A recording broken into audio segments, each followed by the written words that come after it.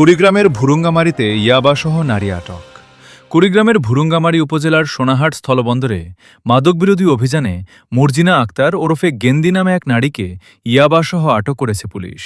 শনিবার দুপুরের এ অভিযানে তার কাছ থেকে ১০৩ পিস ইয়াবা এবং মাদক বিক্রির নগদ ১৬,২৯০ টাকা জব্দ করা হয়েছে। পুলিশের ভাষ্যমতে অভিযুক্ত ব্যক্তি পোল্ট্রি মুরগির দোকানের আড়ালে দীর্ঘদিন ধরে মাদক কারবারে জড়িত ছিলেন বলে অভিযোগ রয়েছে।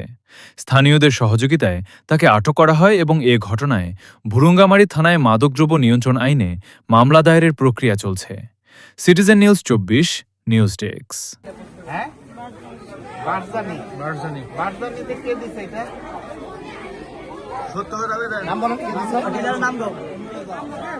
মিথ্যা কথা বলবেন না, সত্য কথা বলেন।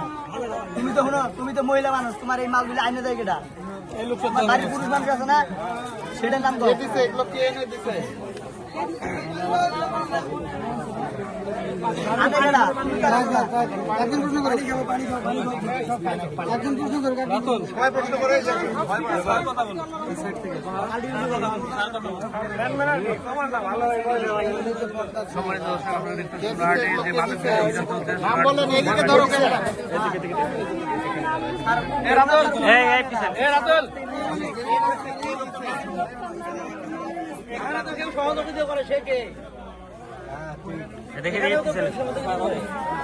এখানে কি এগুলো আপনার বাড়িতেই খায়?